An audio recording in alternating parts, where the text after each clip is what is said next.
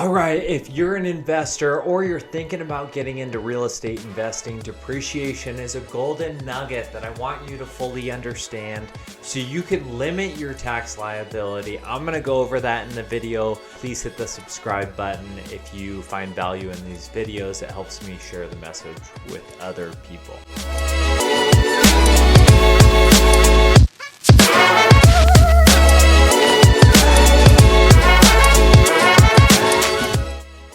Depreciation is just a tax term that investors utilize in order to limit their tax liability. Now, this is a non-cash expense, which just means that you don't have to pay anything in order to have this tax deduction.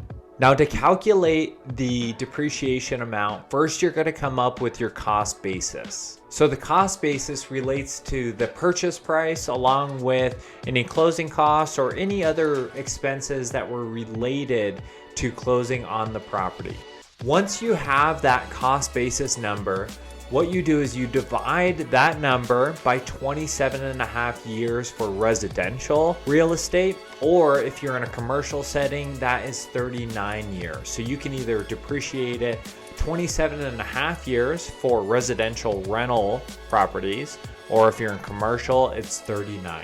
So the resulting number is going to give you exactly what you're going to be able to depreciate over that timeline. So let me give you an example here. Let's just say you have a great year. You make $200,000 that year and you want to offset your tax liability or your taxable income.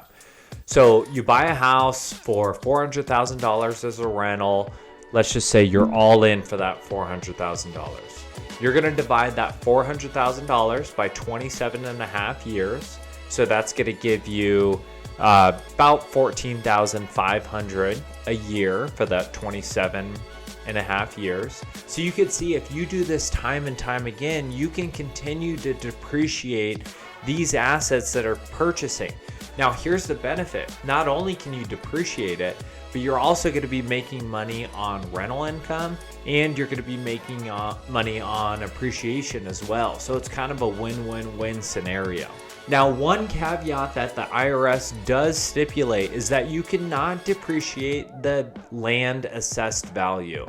So for example, you can depreciate the building and the costs accrued on the purchase of that building, but you can't depreciate the land that it sits on because the IRS deems that as an infinite resource, meaning that you can build on it at a future date. So you just can't depreciate the land value.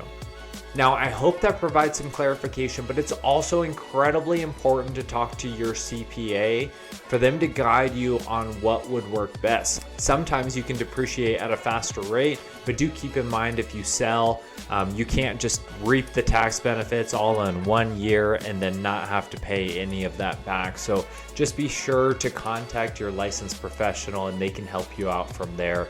I hope this provided you guys some value, and thanks so much for following along.